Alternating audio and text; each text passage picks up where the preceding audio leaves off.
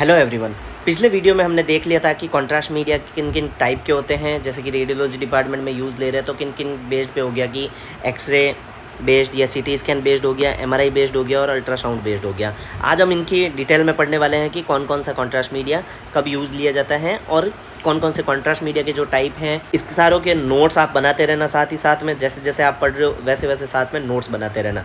सबसे पहले हम देखते हैं कि एक्सरे और सीटी स्कैन में यूज़ लेने वाले कॉन्ट्रास्ट मीडिया। इस जो कैटेगरी है इसमें कौन कौन से कॉन्ट्रास्ट मीडिया है, जो भी कॉन्ट्रास्ट मीडिया है वो स्पेशली कहाँ यूज़ होंगे, एक्सरे और सीटी स्कैन में यूज़ होंगे।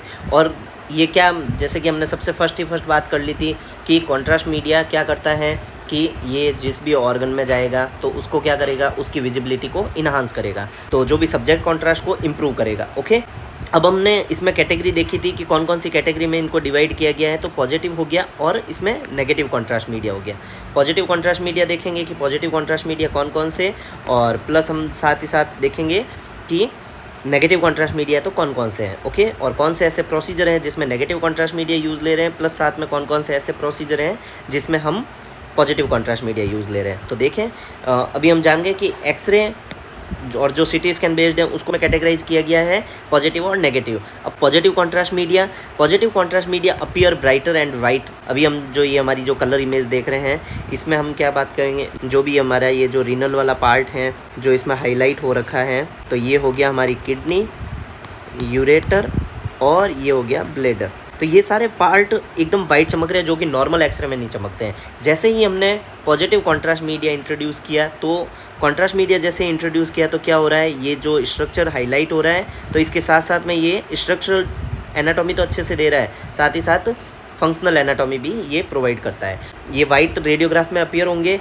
और जो भी हम इसमें क्या कह रहे हैं, ये किस लिए हो रहे हैं, जैसे कि हमने कहा था कि ये इनकी प्रॉपर्टी क्या थी, ये रेडियो अपेक्स सब्सटेंस होते हैं, वो रेडिएशन को ब्लॉक कर देते हैं, तो उस वजह से ये रेडियोग्राफ में वाइट आते हैं। कौन कौन से ऐसे कॉन्ट्रास्ट मीडिया हैं जो पॉजिटिव कॉन्ट्रास्ट मीडिया है, तो उसमें हमने कैटेगराइज में बता रखा है कि जैसे कि बेरियम बेस्ड जो कॉन्ट्रास्ट मीडिया है और आयोडीन बेस्ड जो कॉन्ट्रास्ट मीडिया वो पॉजिटिव कॉन्ट्रास्ट मीडिया में आते हैं। कौन कौन से ऐसे प्रोसीजर हैं जिसमें पॉजिटिव कॉन्ट्रास्ट मीडिया यूज़ लेते हैं, तो IVP हो गया, HSG प्रोसीजर हो गया, बेरियम स्वेलो हो गए, बेरियम मील प्रोसीजर हो गए, RGUMC प्रोसीजर हो गए, और भी बहुत सारे ऐसे प्रोसीजर हैं जिसमें हम पॉजिटिव कॉन्ट्रास्ट मीडिया यूज़ लेते हैं। तो हमें पॉजिटिव कॉन्ट्रास्ट मीडिया की अभी एक ही बात ध्यान रखनी है सबसे इम्पोर्टेंट, कि जहाँ भी अपीयरेंस वाइट और ब्राइट आ रही है तब क्या है, पॉजिटिव कॉन्ट्रास्ट मीडिया है। अभी हम उसके बारे में और भी इमेजेस देखेंगे। अब हम बात करते हैं नेगेटिव कॉन्ट्रास्ट मीडिया। तो negative contrast media appear darker in on radiograph in the area where they are introduce. जहाँ भी इसे इंट्रोड्यूस किया जाएगा वो ब्लैक और डार्कर दिखेंगे। किस लिए, क्योंकि इसका लो एटॉमिक नंबर होता है, और लो एटॉमिक नंबर क्या होता है कि जब उससे एक्सरे परमिएबल हो जाती है, या तो कम्प्लीटली होगी या पार्शियली परमिएबल होगी, तो क्या होगा, ये रेडियोलुसेंट है, तो जब रेडिएशन इजीली उससे ट्रांसमिट हो जाएगी तो वो क्या करेगा, उसमें नेगेटिव इमेज बनाएगा, यानी डार्कर इमेज बनाएगा। कौन कौन से कॉमन एग्जांपल हो गए, कौन कौन से ऐसे कॉन्ट्रास्ट मीडिया हैं जो नेगेटिव कॉन्ट्रास्ट मीडिया के रूप में यूज़ लिए जाते हैं। जैसे कि हमने देखा था कि पॉजिटिव कॉन्ट्रास्ट मीडिया में हम कौन कौन से यूज़ ले रहे थे, तो एक तो हो गया था बेरियम और आयोडीन बेस्ड। ओके, उसी तरीके से इसमें कौन कौन से कॉन्ट्रास्ट मीडिया यूज़ लिए जाते हैं, जैसे कि कार्बन डाइऑक्साइड हो गई, या ऑक्सीजन, या फिर कोई भी प्रकार की जो गैस होती है वो यूज़ ली जाती है। और नेगेटिव कॉन्ट्रास्ट मीडिया यूज़ लेने के क्या बेनिफिट है, तो ये क्या करता है कि जो उसकी म्यूकोजल लेयर होती है उस पर, उसको पहले तो क्या करेगा कि जो भी हमारी ल्यूमेन है उसको इन्फ्लाट करेगा। इन्फ्लाट मतलब जैसे कि एक, जैसे गुब्बारा कैसे फैलाते हैं वैसे गैस, उसी तरीके से ये क्या करेगा, इन्फ्लांट करेगा, तो उस तरीके से ये बेटर स्ट्रक्चर और म्यूकोजल डिटेल हमें देगा। तो कौन कौन से ऐसे प्रोसीजर हैं जिसमें हम नेगेटिव कॉन्ट्रास्ट मीडिया या फिर गैस यूज़ ले रहे हैं। ओके, तो बेरियम एनीमा जो प्रोसीजर हो गया, रेक्टम के द्वारा हम इसमें इंट्रोड्यूस करेंगे, किसमें, बेरियम एनीमा में। Okay, pneumo encephalography procedure, pneumo means ये एयर होता है। Double study of the GIT tract, double contrast study में क्या करेंगे, पॉजिटिव और नेगेटिव कॉन्ट्रास्ट को मिक्स करके यूज़ लेंगे। ओके, तो डबल कॉन्ट्रास्ट स्टडी GIT की, मोस्ट ऑफ जितने भी GIT की प्रोसीजर उसमें डबल स्टडी की जाती है। तो डबल कॉन्ट्रास्ट मीडिया भी हम साथ ही साथ देख लेते हैं कि क्या होता है। कुल मिला के क्या किया गया गया है कि जो पॉजिटिव कॉन्ट्रास्ट मीडिया और नेगेटिव कॉन्ट्रास्ट मीडिया को मिक्स करेंगे। डबल कॉन्ट्रास्ट मीडिया कौन कौन से प्रोसीजर में किया जाता है, तो double contrast study barium swallow की होती है। बेरियम स्वेलो उसमें क्या किया जाता है, ऑरल मेथड होता है कॉन्ट्रास्ट मीडिया का।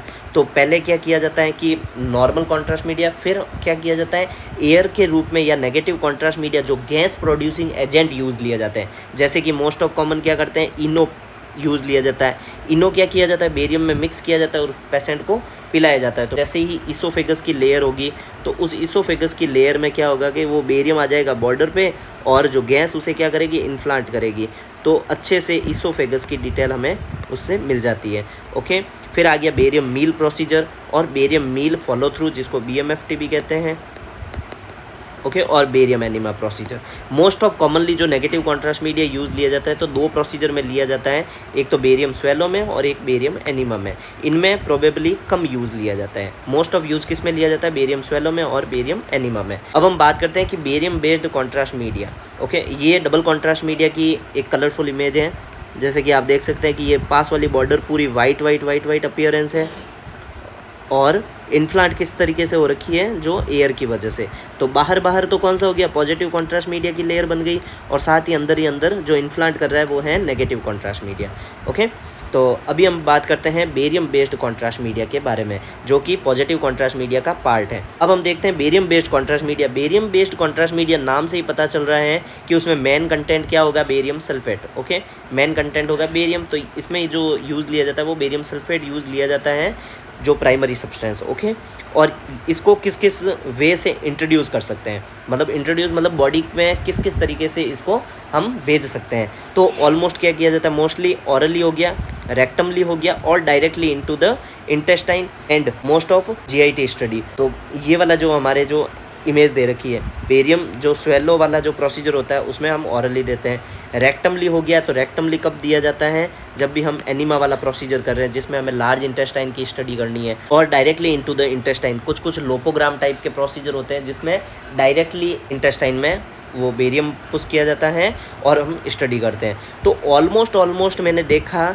एस्ट्रो इंटेस्टाइनल ट्रैक्ट की जितनी भी स्टडी होती है उसमें बेरियम यूज़ लिया जाता है। तो देखिए कौन कौन से ऐसे प्रोसीजर हैं जिसमें बेरियम को कॉन्ट्रास्ट मीडिया के रूप में उपयोग में लेते हैं। तो barium swallow, barium meal follow through, barium enema और लोपोग्राम, इन सब प्रोसीजर में बेरियम को यूज़ लिया जाता है। बेरियम एक तो क्या है कि नॉन टॉक्सिक इफेक्ट है इसके, ये किसी भी प्रकार का टॉक्सिक नहीं है और typically do not cause side effect. तो जब कोई इसके टॉक्सिक इफेक्ट नहीं है तो साइड इफ़ेक्ट ये कुछ भी नहीं देगा।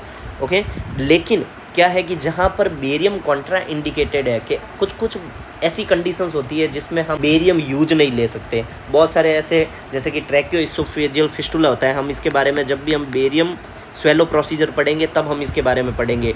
जब भी TE फिस्टुला होता है तब क्या किया जाता है कि बेरियम कॉन्ट्रास्ट मीडिया यूज नहीं लिया जाता है, तो वहाँ पर हम क्या करते हैं, iodine based contrast media use लेते हैं। ये एक इंपॉर्टेंट लाइन है, इससे कई बार क्वेश्चंस बना है। और बेरियम जो है वो किस किस फॉर्म में अवेलेबल है, बेरियम टैबलेट के फॉर्म में भी अवेलेबल रहता है, बेरियम सॉल्यूशन के फॉर्म में भी है, बेरियम लिक्विड फॉर्म में भी है और पाउडर फॉर्म में भी है।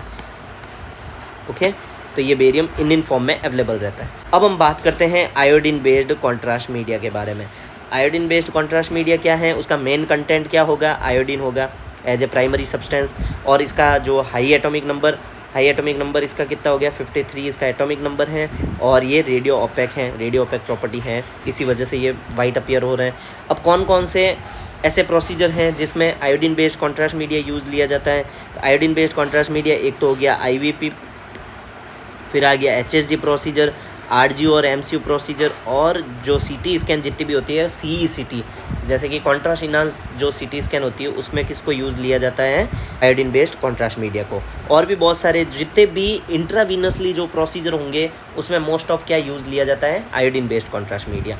ओके, तो आयोडीन को इंट्रोड्यूस कैसे कैसे किया जा सकता है, इंट्रावीनस कर सकते हैं, इंट्राल्यूमिनल मतलब डायरेक्ट टू कैविटी, और इंट्राथिकल रूट, इंट्राथिकल मतलब कि स्पाइन में। Based on the solubility and ionic property, iodine based contrast media are classified into ionic, non ionic और ऑयल बेस्ड। ये वाली कैटेगरी हो गई, जिसमें ये जो आयनिक और नॉन आयनिक जो कॉन्ट्रास्ट मीडिया ये तो कौन से हो गए थे, वाटर सॉल्यूबल, और जो ये वाला जो है ऑयल बेस्ड यानी कि ऑयल में सॉल्यूबल होंगे, ये वाटर सॉल्यूबल नहीं होंगे।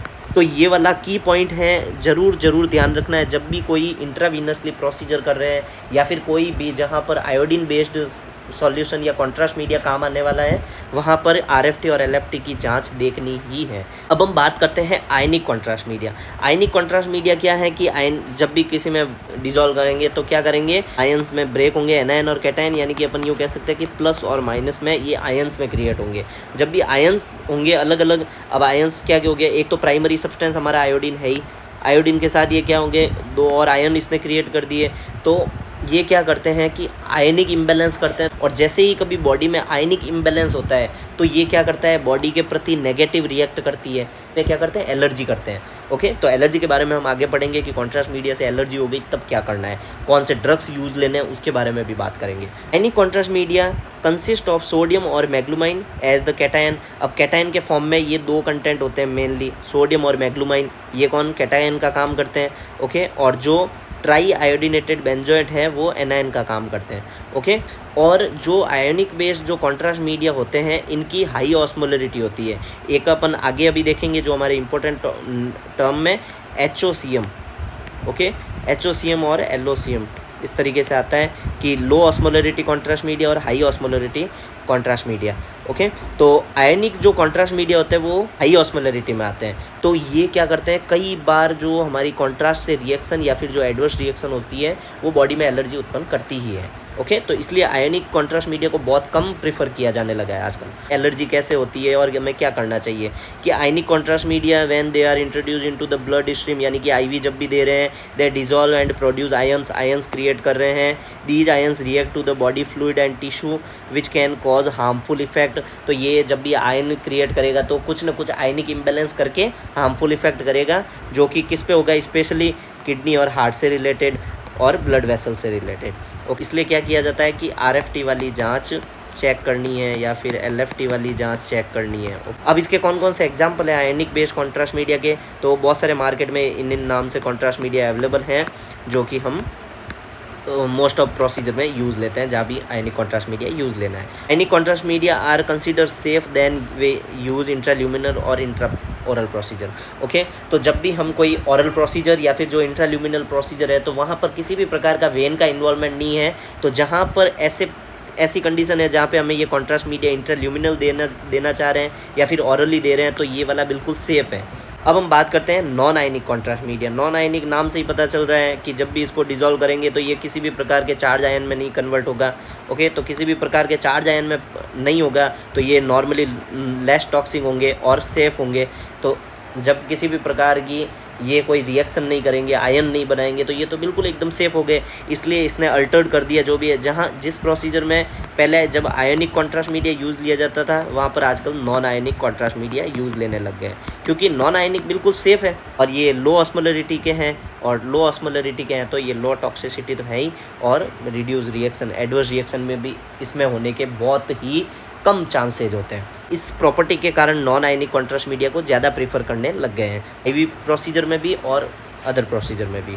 बहुत सारे जो कॉन्ट्रास्ट मीडिया जो मार्केट में अवेलेबल हैं इन नाम से, जो कि हम कई सारे प्रोसीजर में यूज़ लेते हैं, जैसे कि आईयूपी वगैरह में हम मोस्ट ऑफ ओमनीपैक और आयोएक्सोल वगैरह यूज़ लेते हैं। और भी बहुत सारे हो गए, आयोएक्सोनॉल, आयोसो वेस्ट, वीसीपैक और मेट्राजेडामाइड। ये बहुत सारे ये सेफ़ कंसिडर होते हैं आयनिक के तुलना में। तो ये आयनिक और नॉन आयनिक ये दोनों थे वाटर सॉल्यूबल। अब हम बात करते हैं ऑयल बेस्ड कॉन्ट्रास्ट मीडिया की। ऑयल बेस्ड कॉन्ट्रास्ट मीडिया क्या हो गए, oil based contrast media are iodine based agent that are not dissolve in the water के अंदर सॉल्यूबल नहीं होंगे, क्योंकि हम इन्हें ऑयल बेस्ड कह दिया। ऑयल बेस्ड क्या है कि ये फैटी एसिड से बने हुए हैं, और ये बहुत ही कम ऐसे प्रोसीजर होते हैं जिसमें हम oil based contrast media use लेते हैं। Oil based contrast media most of dacryocystography हो गया या ब्रोंकोग्राफी हो गया या फिर लिम्फोग्राफी हो गया, उनमें ये क्या किया जाता है, oil based contrast media use लिया जाता है।